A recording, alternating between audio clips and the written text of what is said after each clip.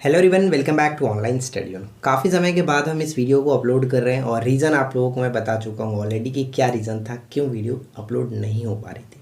ठीक है, तो अब हम लोग की जो क्लास होगी वो रेगुलर बेसिस पे चलेगी, कोई दिक्कत नहीं होगा और हम लोग पूरे अच्छे तरीके से फोकस होकर के बिहार सचिवालय के लिए प्रिपरेशन करेंगे।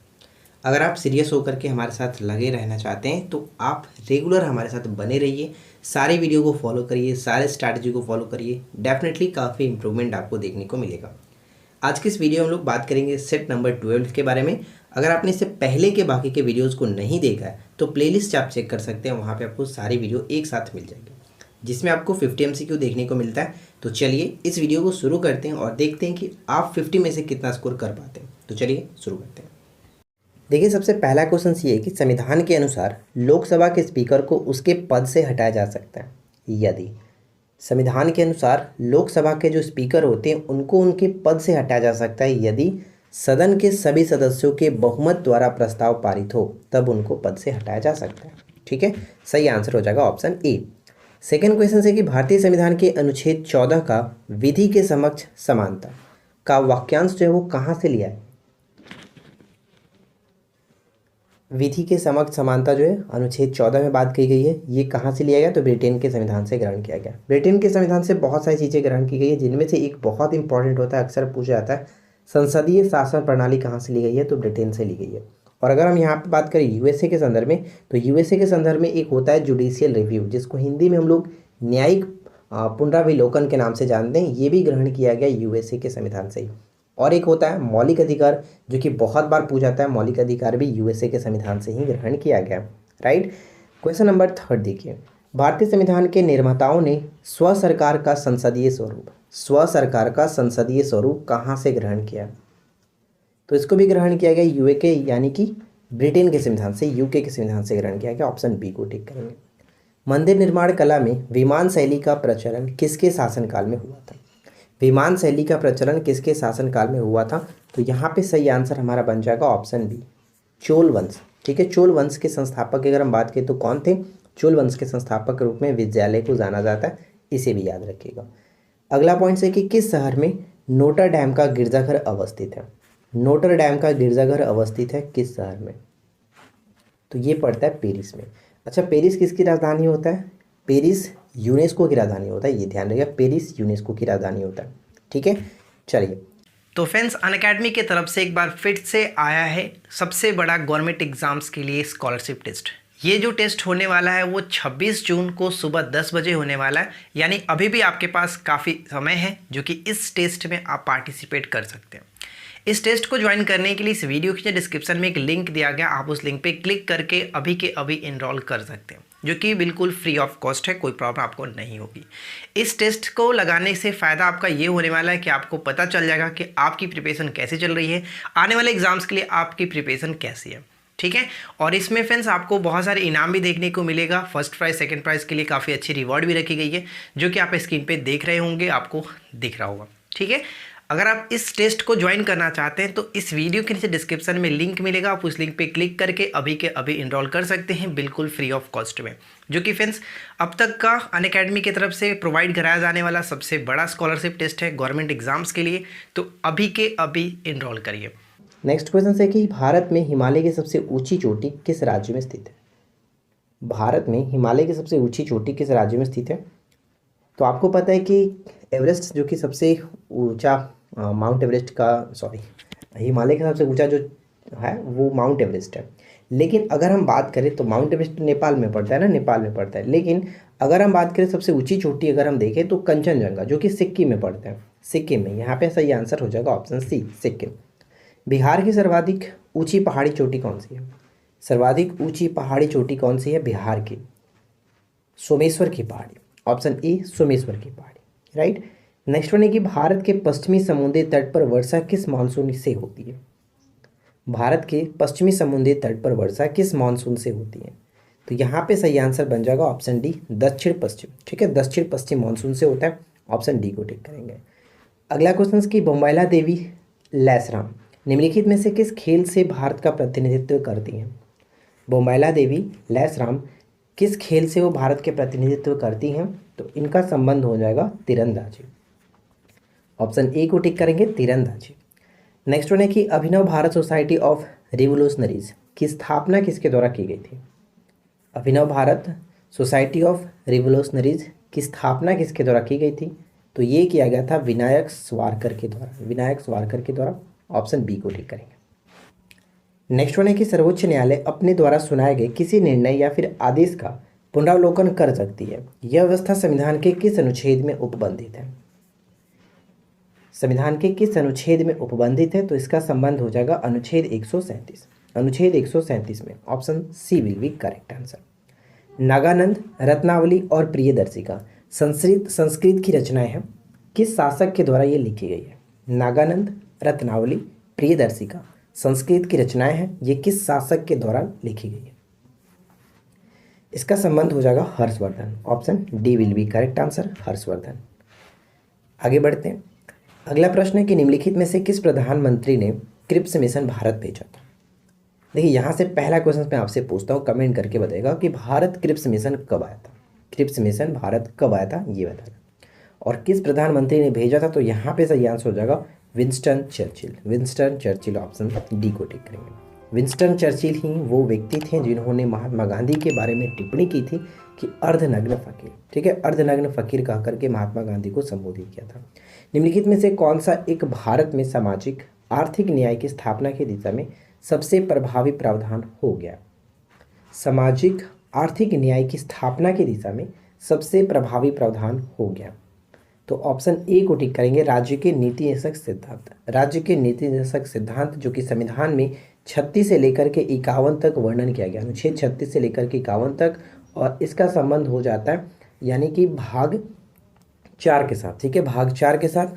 और ये कहाँ से ग्रहण किया गया था? तो आयरलैंड के संविधान से इसको ग्रहण किया गया, ये भी याद रखिएगा। नेक्स्ट वन है कि निम्न में से कौन सा राज्य भारत का अग्रणी दलहन उत्पादक है? दलहन उत्पादक में अग्रणी राज्य बताइए कि कौन सा है? दलहन उत्पादन में अग्रणी राज्य हो जाएगा पंजाब, सॉरी यहाँ पे मध्य प्रदेश को टिक करेंगे। Option D will be correct answer, Madhya Pradesh बिल्कुल सही आंसर होगा, ठीक है, दलहन उत्पादन में मध्य प्रदेश। नेक्स्ट वन क्या है? अच्छा ध्यान रखिएगा, मध्य प्रदेश को सोया प्रदेश के नाम से भी जानते हैं और टाइगर स्टेट के नाम से भी जाना जाता है, ये भी याद रखिएगा। नॉर्वे में अर्धरात्रि के समय में सूर्य कब दिखाई देता है? नॉर्वे में अर्धरात्रि के समय सूर्य कब दिखाई देता है? 21 जून को, 21 जून यहाँ पे बिल्कुल सही आंसर है, 21 जून को। एक लड़की झूले पर बैठी स्थिति में झूला झूल रही है, उस लड़की के खड़े हो जाने पर दोनों का आवर्तकाल पर क्या प्रभाव पड़ेगा? आवर्तकाल पर क्या प्रभाव पड़ेगा? तो आवर्तकाल कम हो जाएगा, आवर्तकाल कम हो जाएगा। Option B. लाल कांच को अधिक ताप पर गर्म करने पर वह दिखाई देगा। लाल कांच को अधिक ताप पर गर्म करने पर वह दिखाई देगा, वो हरा दिखाई देगा, ठीक है, वो हरा दिखाई देगा। ऑप्शन सी को टिक करेंगे। नेक्स्ट वन देखिए, डायोड वह प्रयुक्ति है जो धारा को क्या करता है? डायोड वह प्रयुक्ति है जो धारा को क्या करता है? ध्यान रखिएगा, धारा को एक ही दिशा में प्रवाहित होने देता है, यानी डायोड वह युक्ति है जो धारा को एक ही दिशा में प्रवाहित होने देती है। Option B. निम्नलिखित बहुलकों में से किसका उपयोग न चिपकने वाली कढ़ाई के निर्माण में किया जाता है, यानी नॉन स्टिकी बर्तनों के रूप में इसका प्रयोग किया जाता है? नॉन स्टिकी बताइए कि करेक्ट आंसर क्या हो जाएगा? Teflon, Teflon. ऑप्शन बी को टिक करेंगे। बहुत बार ये क्वेश्चन रिपीट हुआ है, इसे याद रखिएगा। खाना बनाने व स्वाद हेतु प्रयुक्त अदरक एक राइजोम है जो है अदरक, बताइए अदरक क्या होता है? भूमिगत जड़ होता है, तना होता है, ऊपरी जड़ होता है, भूमिगत तना होता है। तो अदरक जो होता है वो भूमिगत तना होता है, ध्यान रखिएगा, तना होता है। अगर हम बात करें कि तना के संबंध में और कौन कौन सी चीज़ें आती हैं, तो तना के संबंध में ध्यान रखिएगा, हल्दी हो गया, केसर हो गया, अदरक तो आपने देख ही लिया, आलू होता है, प्याज होता है, ये सभी के सभी भूमिगत तना के अंतर्गत आते हैं, राइट। ऑप्शन हम डी को टिक करेंगे।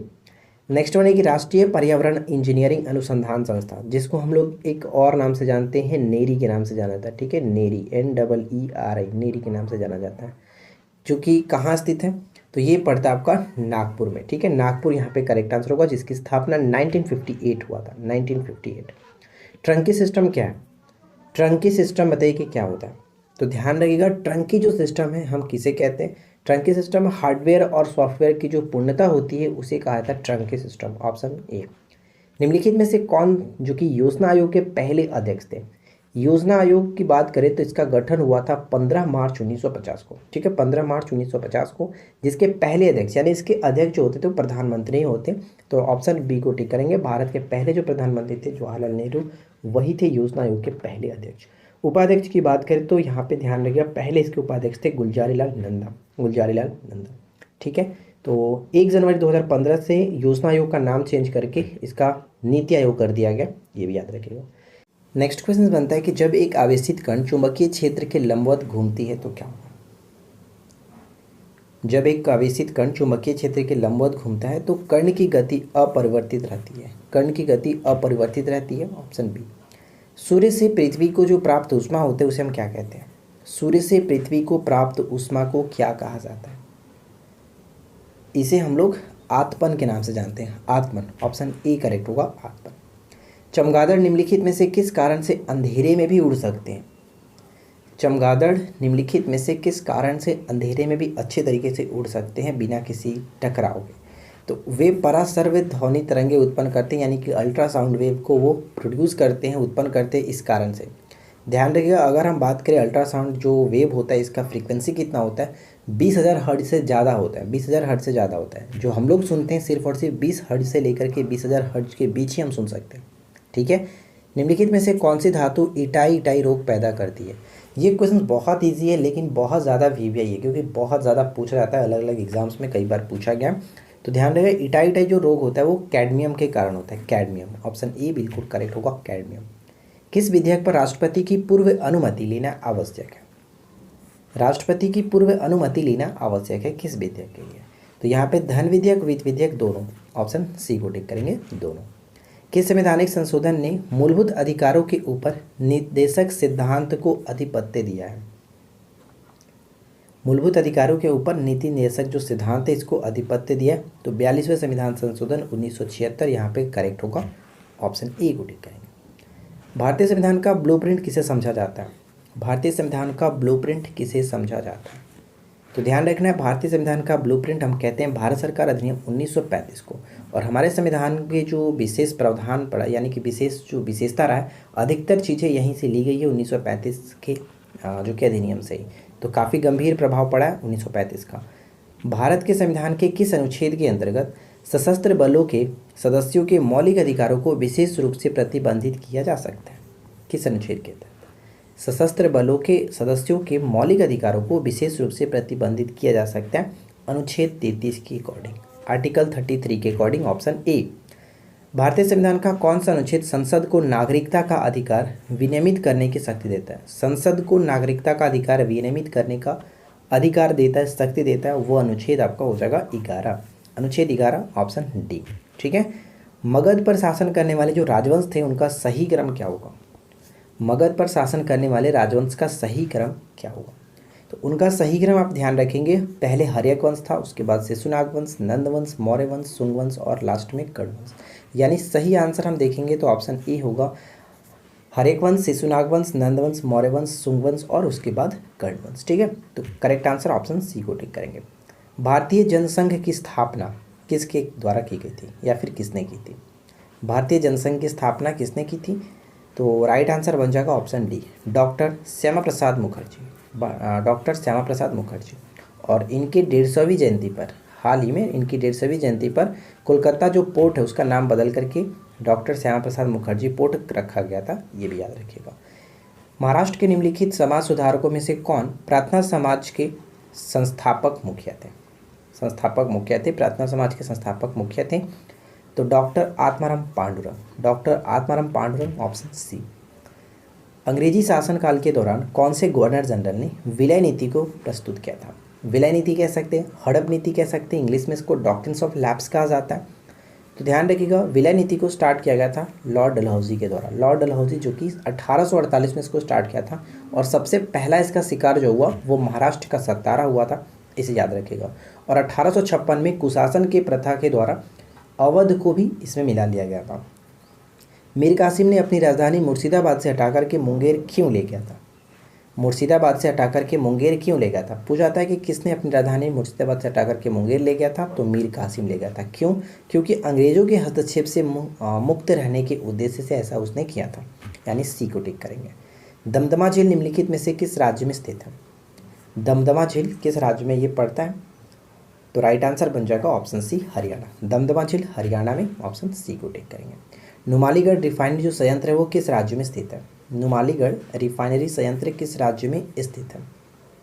तो इसका संबंध हो जाएगा ऑप्शन सी के साथ। नुमालीगढ़ असम में पड़ता है, C will be correct answer. Nokrek जो जैवमंडल अभयारण्य है भारत के किस राज्य में स्थित है? नोक्रेक जैवमंडल अभयारण्य भारत के किस राज्य में स्थित है? Right answer option B Meghalaya. B को टिक करेंगे, मेघालय यहाँ पे करेक्ट होगा। लेट्स किल गांधी पुस्तक के लेखक कौन है? लेट्स किल गांधी पुस्तक के लेखक कौन है? इस पुस्तक के लेखक तुषार गांधी, ठीक है, तुषार गांधी यहाँ पे करेक्ट होगा, ऑप्शन बी। काफ़ी लोग यहाँ पे गलती करेंगे नाथूराम गोडसे को टिक करके। नाथूराम गोडसे ने गांधी जी की हत्या की थी, लेकिन यहाँ पे पुस्तक की बात की जा रही है। लेट्स किल गांधी पुस्तक के लेखक कौन है? तो तुषार गांधी ने इस पुस्तक को लिखा था। कर्नाटक का कंबाला जो त्यौहार है किससे संबंधित है? कर्नाटक का कंबाला जो त्यौहार है वो किससे संबंधित है? भैंसों की दौड़ से संबंधित है, ठीक है, भैंसों की दौड़ से संबंधित होगा, ऑप्शन हम सी को टिक करेंगे। जैसे तमिलनाडु में जल्लीकट्टू होता है उसी तरह से यहाँ पे कर्नाटक का कंबाला होता है। विश्व स्वास्थ्य संगठन का मुख्यालय कहाँ स्थित है? विश्व स्वास्थ्य संगठन, वर्ल्ड हेल्थ ऑर्गेनाइजेशन जो है उसका मुख्यालय पड़ता है आपका स्विट्जरलैंड के जिनेवा में, स्विट्जरलैंड के जिनेवा में, ऑप्शन बी को टिक कर सकते हैं। चलिए अगला क्वेश्चन, निम्नलिखित में से कौन सुमेलित नहीं है? तो बताइए कि निम्नलिखित में से कौन सुमेलित नहीं है? निर्मल हृदय की बात करें तो मदर टेरेसा बिल्कुल सही है। सदाकत आश्रम की बात करें तो यहाँ पे डॉक्टर राजेंद्र प्रसाद ये भी सही है। और पौनार आश्रम आचार्य विनोबा भावे के साथ भी सही है। तो यानी ऐसा यहाँ पे कोई भी नहीं है जो कि गलत हो। राइट आंसर ऑप्शन डी को टिक करेंगे, इनमें से कोई भी नहीं सुमेलित ऐसा नहीं है। अगला पॉइंट है कि होमी भाभा पुरस्कार किस क्षेत्र में विशेष योगदान के लिए दिया जाता है? होमी भाभा पुरस्कार किस क्षेत्र में विशेष योगदान के लिए दिया जाता है? तो यहाँ पे सही आंसर ऑप्शन बी होगा, नाभिकीय ऊर्जा में विशेष योगदान के लिए दिया जाता है होमी भाभा पुरस्कार। गांधी शांति पुरस्कार की शुरुआत कब हुई थी? गांधी शांति पुरस्कार की स्टार्टिंग कब की गई थी? इसकी शुरुआत हुई थी 1995। 1995 ऑप्शन सी को टिक करेंगे। शांति स्वरूप भटनागर वार्षिक जो पुरस्कार है वो किस क्षेत्र में उपलब्धि के लिए दिया जाता है? शांति स्वरूप भटनागर पुरस्कार ये दिया जाता है, ऑप्शन हम ए को टिक करेंगे। शांति स्वरूप भटनागर पुरस्कार दिया जाता है विज्ञान और तकनीकी के क्षेत्र में, विज्ञान और तकनीकी के क्षेत्र में। मधुबनी कला क्या है? मधुबनी कला क्या है? बिहार में प्रचलित लोक कला, ऑप्शन सी। बिहार में प्रचलित लोक कला जिसको मधुबनी कला के नाम से भी जानते हैं। आज के इस वीडियो का आखिरी प्रश्न है, एशियाई खेलों का आरंभ किस वर्ष हुआ था? इसका राइट आंसर आप नीचे कमेंट करके बताएंगे, हम इसका राइट आंसर नहीं बताएंगे। और इससे जुड़ी जो भी जानकारी आपको पता हो आप नीचे कमेंट कर सकते हैं, कहीं से ढूंढ सकते हैं, कोई दिक्कत नहीं है। आप इसका राइट आंसर जल्दी से कमेंट करके बताइएगा, जितनी जानकारी दे सकते हैं उतना बेटर होगा। तो एशियाई खेलों का आरंभ किस वर्ष हुआ था? राइट आंसर कमेंट करके बताना। तो आशा करते हैं कि आप लोगों को आज का ये 50 क्वेश्चंस अच्छा लगा होगा। वीडियो आपको कैसा लगा आप नीचे कमेंट करके थोड़ा बता सकते हैं, तो बहुत अच्छी बात है।